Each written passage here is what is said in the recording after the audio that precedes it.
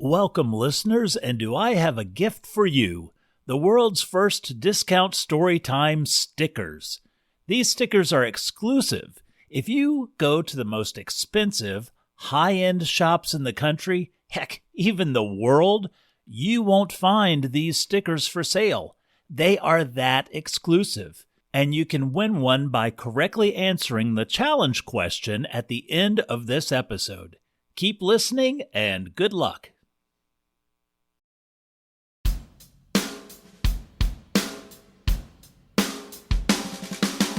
This is Coffee McCann, and welcome to episode 32 of Discount Storytime, literature's finest dumpster fire.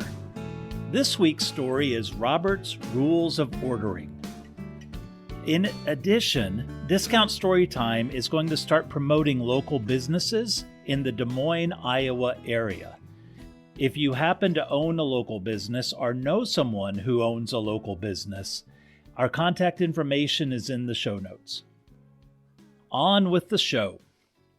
Robert's Rules of Ordering. Lately, millions of listeners have been asking me over and over again about the best hamburger I'd ever had. I have no idea why everyone keeps asking. What's the deal? Here's the answer. The best hamburger I've ever had was also at, bar none, the worst restaurant I'd ever been to. I know that doesn't make sense, but let me tell you the story. Years ago, when my kids, Turner and Faye, were little, my wife Tina and I decided to go on the customary summer vacation road trip. My kids had been studying cat hair in school and wanted to see the world's largest cat hair clump in East Carolina. The drive to East Carolina was a long one, and after the first part of road trip excitement, the kids became antsy and bored. But luckily, Tina, being the smart mother she is, had bought the Word Search audiobook, and that kept the kids enthralled for most of the day's drive. 6 o'clock that evening rolled around, and we had been driving all day, and we were road tired and hungry. Plus, we only had a few more hours to go, and I thought we could make it, but desperately needed to stretch our legs and get some food first. The next exit sign said Robert's Burgers, so we took the exit to check it out. We like dining at local places when we get a chance. We pulled off the highway, and let me tell you, it felt good to get out of the car and stretch. And you could smell the grill from the parking lot. Always a good sign. We went inside, and it looked like your typical family dining burger shack. The evening sun gave the dining area a relaxing golden glow. There weren't many customers, and our hostess, a polite young high school kid, showed us to our booth, handed out menus, and brought water. The kids and I took a seat, and Tina ran to the restroom. The menu covers read, Robert's Burgers, making dinner time orderly and productive since 1998. The contents were a long report with references to sections, subsections, and appendices. It was at least 30 pages double-sided, single-spaced, dense text. Weird. Next, a young man smartly dressed in a business suit wheeled a dais up to the table. That's the best I can describe it. It was a raised platform on locking wheels with a lectern. He stood upon it, held a gavel, and looked down on us. I'm Jeremy, and I'll be chairing this dinner. Who is the missing member? The young man was clearly all business. I asked what he was talking about. Jeremy pointed to our 4 water glasses and counted 1, 2, 3 members. 3 is less than 4, isn't it? He asked me with one raised eyebrow. Is the missing member an adult or a child? My wife is in the restroom, but I thought we may start with an order of... Jeremy broke in. In order to have quorum for this dinner, we require all adults and at least half plus one of all children. Without quorum, we cannot start. Obviously, my job as chair is to make dinner orderly and productive. He then adjusted his glasses and reviewed some papers. After a while, Tina returned from the restroom, saw the dais, raised her eyebrows, took a seat, and asked if we had ordered yet. "This menu is weird, Mom," said our daughter, Faye. "Oh, honey, I'm sure there's something you'll like." Tina picked up the menu and scrunched her face. "What the hell is this?" From his dais, Jeremy cleared his throat and announced, "Seeing how we now have quorum, I will call this dinner to order at 6:27 p.m. He banged the dais once with his gavel. "Daddy, I'm hungry," said my son Turner, and rested his little head against my arm. "Okay, buddy, we're ordering Jeremy banged his gavel once more. "First order of business is approval or correction of the menu." There was a silence. We were supposed to read the 30 pages? Jeremy sensed correctly that we had no idea what he was talking about. "The draft of the items of the most recent menu is in your ordering packet. Please let me know now if you have found any errors." As if explaining rainbows to a small child, he said to Tina and I, "Errors are when something isn't right." "No, they look fine," said Tina, sensing correctly that her family was tired and hungry, and Jeremy needed to get his butt on with it. "Just fine? Have you reviewed the entire 37-page, single-spaced, 10-point font of your menu? Because you just got here. We were waiting on you," sneered Jeremy. In response, Tina started getting that look, the one that I've learned all too well over our years together. Panicked, I quickly interjected, "I move for acceptance of the menu as submitted." Tina hissed a second. Jeremy, content for now that he had maintained order over our motley lot, said, "All in favor, say aye." Tina and I said in the affirmative, then Turner and Faye copied us. "Opposed, say no." The ayes have it. The motion carries to accept the menu report as presented. Faye, hungry and bored, tossed her hair into Turner's face. Turner yelled, "Stop it!" and tried grabbing Faye's hair. Tina quickly reached her arms between them, and in a restaurant booth, that's saying something. I thought the brief commotion would have thrown Jeremy off, so I made my move and tried to sneak in an appetizer order of gristle poppers. But Jeremy kept talking. "Next will be the report of officers. Our shift manager has provided a copy of her written report thus far this evening." He handed each of us a small stack of papers. Again, double-sided, single-spaced, 10-point font. "As our shift manager is unavailable to attend this meeting, I shall read the report in its entirety." And he did, the whole thing. Tina and I began giving each other "let's leave this place" eye glances.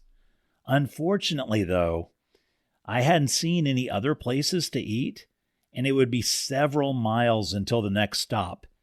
It was either wait this out or sit in the car with hungry, tired, grouchy, and fighting kids.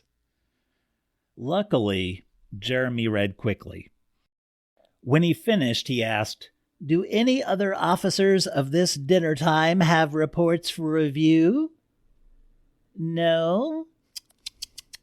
He tisked. How about reports from standing committees? No? There was a long pause, and then I said, "My family is hungry. We just want hamburgers, Jeremy." Jeremy gave me a stern look, and I added, "Chair, Jeremy."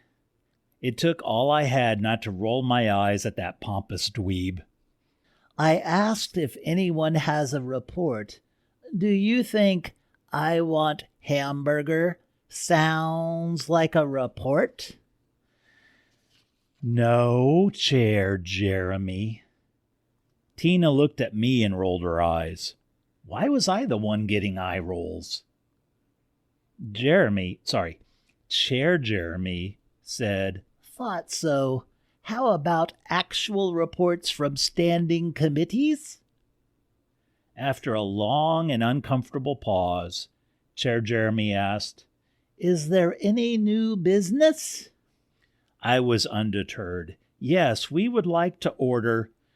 The chair recognizes Mr. Customer, Jeremy proclaimed as if he was doing me a favor. It's McCann, Coffee McCann. The chair recognizes Mr. McCann, said Chair Jeremy in a benevolent tone. I thought we were getting somewhere and said, I would like us to order dinner now. We're all very hungry. Jeremy smiled a smile that wasn't a smile. Actually, that's not how you present a motion. Do you know how to present a motion? I clenched my fists under the table, took a deep breath, released, and tried again. I move for the meeting members present to be able to order dinner. Jeremy must have been expecting that and smirked. Actually, our rules say you can only make a motion for yourself. Rather presumptive of you to speak for all the meeting members. I'll allow a motion by Mr. McCann for consideration that he begin the process of ordering his own dinner. With Tina, Fay, and Turner looking at me, knowing I held our dinner fate in my hands, I tried again. Okay, fine. I move for consideration that I begin the process of ordering dinner. Just to clarify, your own dinner, not anyone else's dinner, said Chair Jeremy. Sure, fine, yeah. Tina quickly jumped in to second the motion. Jeremy inhaled through his nose for a long time and considered. Then he finally said, It is moved and seconded that we consider Mr. McCann eligible to begin the process of ordering his own dinner. Are you ready for the question? Fay, not sure what was going on, and always a curious child, asked, What does that mean? Jeremy said, The chair recognizes the girl kid to speak to her motion. Fay caught a withering glare from her mother, then smartly said, Nothing, never mind. With another long nasal inhale, Jeremy said, Those in favor of adopting the motion by Mr. McCann for consideration that he begin the process of ordering his own dinner, say aye. All four of us, catching on, answered in the affirmative. Those opposed, say no. The ayes have it, and the motion carries. We consider Mr. McCann may begin the process of ordering his dinner, said Jeremy, and we all sighed. I decided to order. I thought about how long it would take for each of us to order by this method, and it would take all night at this rate. So this is what I did. I ordered 2 Roberts burgers, one with everything and one with only pickles, an order of curly fries, an order of onion rings, a plain junior burger kids basket, a junior chicken fingers basket, 3 chocolate milkshakes, and 1 strawberry shake. Hey, I know my family. Jeremy's beady eyes narrowed. You can't order for others, just for yourself. My eyes narrowed as well, and I said, I did order for myself. I'm that hungry. He tried staring me down, but Tina broke in. I move to adjourn this meeting. She then did that mom thing when they talk really quiet and slow. Listen, twerp, if you don't bring dinner to my family right now, I'm going to... Tina stood up and whispered something into Jeremy's ear. Jeremy's sneer turned to a frown. His eyes widened. He flinched, yelped, Meeting adjourned, and ran to the kitchen to place our order. I know they say that hunger is the best sauce, and maybe I was so hungry and tired that shoe leather on a bun would have tasted good, but I swear that was the best burger I'd ever had. The patty was thick and perfectly grilled, plenty of toppings. All the buns were restaurant-made and toasted with butter. The onion rings were the sweetest onions I'd ever had, and to counter the sweetness, the breading had just a little heat. I'm not sure if it was cayenne or what, but it was so good, and a creamy house ranch dressing for dipping. I can tell that Tina, Turner, and Faye also enjoyed their meals. There wasn't a crumb left on anyone's plate. Finally, with full bellies, we paid our bill and left. And yes, I gave Jeremy a decent tip. After all, he's just some kid doing his job. By now, it was much later in the evening. The sun had set, and Tina and I were both too exhausted to safely drive further. We decided to check into a motel for the night and get an early start in the morning. Luckily, there was a motel next to the restaurant, so we didn't have to drive anywhere. Tina and the kids went to the car to get luggage, and I walked ahead to the motel office. The office had the usual rack of pamphlets on display for local attractions, the smell of burnt coffee, and a countertop with a bell. I rang the service bell, and a young woman, smartly dressed in black business wear, came up from the back office. She gave me a courteous smile and asked, Is this everyone who will be staying? Do we have quorum? No. This story is adjourned. Thank you for listening. I hope you enjoyed this show. If you did, please tell a friend. And if you didn't, please tell an enemy. And if you own a small business in the Des Moines, Iowa area and would like to be on the small business shoutout, contact information is available in the show notes. You can just email at mail@discountstorytime.com. I'd love to hear from you. And until next time, play nice with others, be super duper kind to yourself, and as always, remember to laugh. Bye!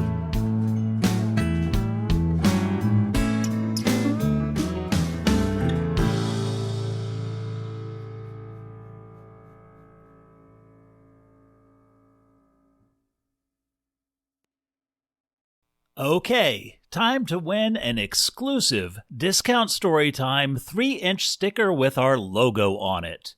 You don't have to sign up for anything, and you won't be put on any lists. To win, correctly answer the challenge question. Submit your answer and address you'd like the sticker mailed to by using either the link in the show notes or send an email to mail@discountstorytime.com. Limit 1 answer per listener. Okay, here's the challenge question. Huey has 5 red apples. Lewis has 3 red apples. Huey gives Lewis 2 red apples. The question is, what color are red apples? Again, Huey has 5 red apples. Lewis has 3 red apples. Huey gives Lewis 2 red apples. What color are red apples? Send in your answer, and good luck, and especially thanks for listening.